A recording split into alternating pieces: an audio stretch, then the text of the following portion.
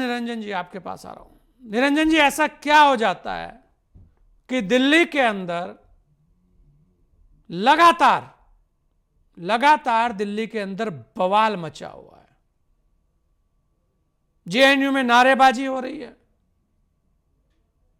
नारे भी कैसे, जो बहुत सारे लोगों के अंदर रोष पैदा कर दे, मतलब भड़काऊ नारे लग जाते हैं। पत्थरबाजी हो रही है इस बात को लेकर कि अतिक्रमण हट रहा है, बताया जा रहा है मस्जिद हटा दी गई है, पत्थरबाजी हो जाती है। ये चल क्या रहा है आखिर? दिल्ली के अंदर इस तरीके की तस्वीरें क्या बयां कर रही है और ये हो क्यों रहा है? देखिए संजय जी, सबसे पहले तो आपको नमस्कार और आपके पैनलिस्ट को और आपके दर्शकों को सभी को नमस्कार। संजय जी, बात यह है कि जिस तरीके से हम इन चीजों को देख रहे हैं, कहीं ना कहीं मुझे ऐसा लगता है कि ये पिछले 75 वर्षों के अंदर एक बनी हुई संस्कृति है जो कभी इंटेलेक्चुअल तो बोलती है, लेकिन वो वास्तव में मैं उनको बौद्धिक बेईमान लोग बोलता हूं, जो जिस तरीके से बात लोकतंत्र की भी करेंगे, बात संविधान की भी बात करेंगे, बात प्रजातंत्र की भी करेंगे, लेकिन वास्तविकता यह है कि उनका जो वास्तविक मत है वो ये है कि जो मेरा मन भाया तो कुत्ता काट के खाया, यानी कि मैं जो बोलूं वो ही सही, ना खाता ना भाई सुप्रीम कोर्ट अगर किसी चीज को निर्णय दे देता है और हमें नहीं पसंद तो ठीक है, हम उससे संतुष्ट नहीं होते हैं, वो अलग बात है।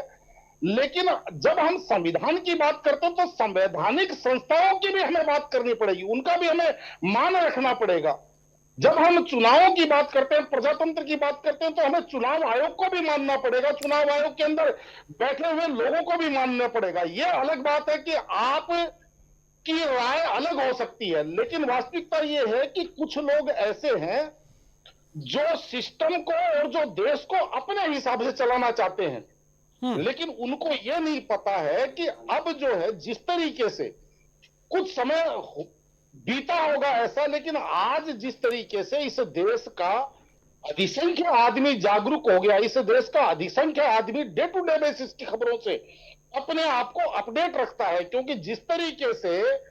इंटरनेट आया है, जिस तरीके से गैजेट की दुनिया आई है, कोई ना कोई किसी हर प्रकार के गैजेट से अपडेटेड है। बावजूद इसके बहुत सारे लोग ऐसे हैं जो अभी भी सिस्टम को कहीं ना कहीं बंधक बना के रखना चाहते हैं, लेकिन बात जब उनके ऊपर आती है तो लोकतंत्र की बात करते हैं। भाई आप मुझे एक बात बताइए कि अगर मैं जेएनयू के अंदर जो अभी घटनाक्रम हुआ उसके बारे में बात कर रहा हूं कि अगर सुप्रीम कोर्ट को आप इस चीज के लिए कन्विंस नहीं कर पाए और सुप्रीम कोर्ट ने 5 लोगों की जमानत उसी केस में मंजूर कर ली और दो लोगों की को जमानत के योग्य नहीं पाया,